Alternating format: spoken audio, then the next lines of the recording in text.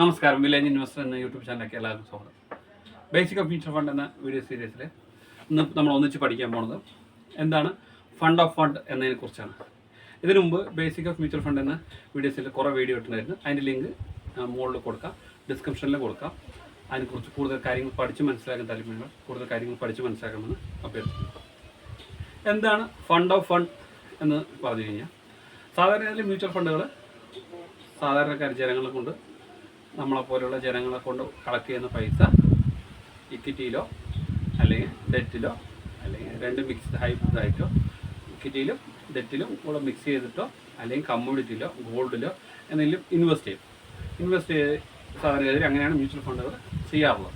പക്ഷേ ഈ fund of fund എന്ന് പറഞ്ഞു കഴിഞ്ഞാൽ ഡയറക്റ്റ് ഇക്വിറ്റിയിലോ കമ്മോഡിറ്റിയിലോ അല്ലെങ്കിൽ ഡെറ്റിലോ ഇൻവെസ്റ്റ് ചെയ്യാതെ ഒരു ഫണ്ട് കളക്ട് ചെയ്യുന്ന പൈസ വേറെ ഫണ്ടിലെ സ്കീമുകളിൽ ഇൻവെസ്റ്റ് ചെയ്യുന്നതിനാണ് ഫണ്ട് ഓഫ് ഫണ്ട് എന്ന് പറയുന്നത്. അഥവാ ഒരു മ്യൂച്വൽ ഫണ്ട് കമ്പനി കളക്ട് ചെയ്യുന്ന ഈ ആൾക്കാരെ കൊണ്ട് കളക്ട് ചെയ്യുന്ന പൈസ അതേ മ്യൂച്വൽ ഫണ്ടിലെ വേറെ സ്കീമിലോ അല്ലെങ്കിൽ വേറെ മ്യൂച്വൽ ഫണ്ട് കമ്പനികളിൽ, അഥവാ SBI ആണെങ്കിൽ HDFCയിലോ അല്ല വേറെ ICICയിലോ ഏതെങ്കിലും കമ്പനിയിൽ വിവിധ സ്കീമുകളിൽ ഇൻവെസ്റ്റ് ചെയ്യുന്നതിനാണ് ഈ ഫണ്ട് ഓഫ് ഫണ്ട് മ്യൂച്വൽ ഫണ്ടുകൾ ചെയ്യുന്നത്. ഇതുകൂടാതെ തന്നെ ഈ മ്യൂച്വൽ ഫണ്ടുകൾ ഫണ്ട് ഓഫ് ഫണ്ടിലൂടെ നമുക്ക് ഇൻ്റർനാഷണൽ ഫണ്ട് ഓഫ് ഫണ്ട്, അഥവാ നമുക്ക് അമേരിക്കയിലോ അല്ല ചൈനയിലോ ജപ്പാനിലോ ഉള്ള കമ്പനി അവിടുത്തെ എക്സ്ചേഞ്ച് ട്രേഡ് ഫണ്ടുകൾ ETF-കളിലോ അല്ലെങ്കിൽ ETF-കളിൽ അവിടുത്തെ മ്യൂച്വൽ ഫണ്ടുകളിൽ ഈ മ്യൂച്വൽ ഫണ്ടുകൾ ഇൻവെസ്റ്റ് ചെയ്യും. അങ്ങനെ ഒരു നമുക്ക് അവിടുത്തെ അമേരിക്കയിൽ ഡയറക്റ്റായി ഇൻവെസ്റ്റ് ചെയ്യുന്നതിന് ഒരുപാട് പരിമിതികളുണ്ട്. അതിന് പകരം ഈ മ്യൂച്വൽ ഫണ്ടിലൂടെ ഇൻവെസ്റ്റ് ചെയ്യുമ്പോൾ ഈ മ്യൂച്വൽ ഫണ്ട് അവിടുത്തെ മ്യൂച്വൽ ഫണ്ടിൽ ഇൻവെസ്റ്റ് ചെയ്തിട്ട് നമുക്ക് അവിടുത്തെ എക്സ്പോഷർ നമുക്കവിടെ കിട്ടും. ഇപ്പോൾ നാസ്ഡാക്കിൽ ഇൻവെസ്റ്റ് ചെയ്യുകയാണെങ്കിൽ നാസ്ഡാക്കിലുള്ള IT-യിലെ നമ്മുടെ മൈക്രോസോഫ്റ്റിലോ ഗൂഗിളിലോ എല്ലാം ഇൻവെസ്റ്റ് ചെയ്യാനുള്ള സാഹചര്യം നമുക്ക് കിട്ടും.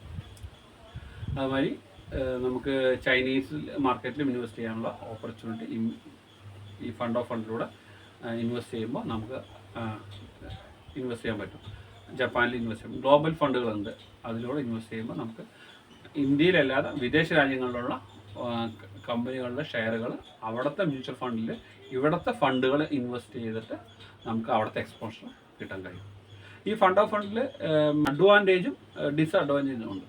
ഈ ഫണ്ട് ഓഫ് ഫണ്ടിലെ അഡ്വാൻറ്റേജ് എന്ന് പറഞ്ഞു കഴിഞ്ഞാൽ നമുക്ക് കൂടുതൽ എക്സ്പോഷർ വിവിധ കമ്പനികളിലും ഗോൾഡിലായിക്കോട്ടെ, നമുക്ക് അതർ കമ്മോഡിറ്റീസ് ആയിക്കോട്ടെ അല്ലെങ്കിൽ ഡെറ്റ് ഇൻസ്ട്രുമെൻ്റ് ആയിക്കോട്ടെ ഡൈവേഴ്സിഫൈ ചെയ്ത് കൂടുതലായിട്ട് നമുക്ക് ഇൻവെസ്റ്റ് ചെയ്യാനുള്ള ഓപ്പർച്യൂണിറ്റി ഈ ഫണ്ട് ഓഫ് ഫണ്ടിൽ ചെയ്യുമ്പോൾ കിട്ടും. അതുകൂടാതെ തന്നെ റിസ്ക് ഈ സാധാരണ മ്യൂച്വൽ ഫണ്ടിൽ ഇൻവെസ്റ്റ് ചെയ്യുമ്പോൾ നമുക്കൊരു ഫണ്ടിൽ മാത്രമാകുമ്പോൾ ആ ഒരു റിസ്ക് ഉണ്ടാവും. കുറേ ഫണ്ടിൽ ഇൻവെസ്റ്റ് ചെയ്യുമ്പോൾ നമുക്ക് റിസ്ക് കുറയാൻ ചാൻസ് കൂടുതലാണ്. അതേ സമയത്തിൽ ഇതിൻ്റെ ഡിസഡ്വാൻറ്റേജ് എന്ന് പറഞ്ഞു കഴിഞ്ഞാൽ ഈ ഫണ്ട് ഓഫ് ഫണ്ട് ഒരു ഫണ്ട് മറ്റൊരു ഫണ്ടിൽ ഇൻവെസ്റ്റ് ചെയ്യുമ്പോൾ ഈ എക്സ്പെൻസ് റേഷ്യോ മ്യൂച്വൽ ഫണ്ട് കമ്പനികൾ ഈടാക്കുന്ന എക്സ്പെൻസ് റേഷ്യോ അഥവാ അവരുടെ ചാർജസ് കൂടുതലായിരിക്കും. കാരണം എന്താ കഴിഞ്ഞാൽ ഒരു ഫണ്ടാകുമ്പോൾ ആ ഫണ്ടിന് മാത്രം എക്സ്പെൻസ് കൊടുത്താൽ മതി. അതേസമയം ഫണ്ട് ഓഫ് ഫണ്ട് എന്ന് വെച്ച് കഴിഞ്ഞാൽ മറ്റൊരു ഫണ്ടിൽ കൂടെ ഇൻവെസ്റ്റ് ചെയ്യണം. അപ്പോൾ ഒരു ഫണ്ട് മറ്റൊരു ഫണ്ടിൽ ഇൻവെസ്റ്റ് ചെയ്യുമ്പോൾ ഈ ഫണ്ടിൽ എക്സ്പെൻസും വരും, വേറെ ഫണ്ടിൽ ഇൻവെസ്റ്റ് ചെയ്യുമ്പോൾ ആ ഫണ്ടിലെ എക്സ്പെൻസും, അങ്ങനെ എക്സ്പെൻസ് ഡബിളോ ഒരു എക്സ്പെൻസ് വരെ രണ്ട് എക്സ്പെൻസ് ഇതിൽ വരുന്നത് കൊണ്ട് എക്സ്പെൻസ് റേഷ്യോ ചാർജസ് കൂടുതലാണ്. ഈ സാധാരണ മ്യൂച്വൽ ഫണ്ടുകളെ അപേക്ഷിച്ച് ഫണ്ട് ഓഫ് ഫണ്ടിൽ ചാർജസ് കൂടുതലാണ്. എന്താണ് ഫണ്ട് ഓഫ് ഫണ്ട് എന്ന് നിങ്ങൾ മനസ്സിലായെന്ന് വിശ്വസിക്കുന്നു. ഈ ചാനൽ ആദ്യമായി കാണാൻ സബ്സ്ക്രൈബ് ചെയ്യാനും ബെല്ലൈക്കൻ എനേബിൾ ആക്കാനും മറക്കരുത്. ഈ വീഡിയോ ഇഷ്ടപ്പെട്ട ലൈക്ക് അടിക്കാനും നിങ്ങളുടെ ഫ്രണ്ട്സിനും ഫാമിലിക്കും ഷെയർ ചെയ്യാനും മറക്കരുത്.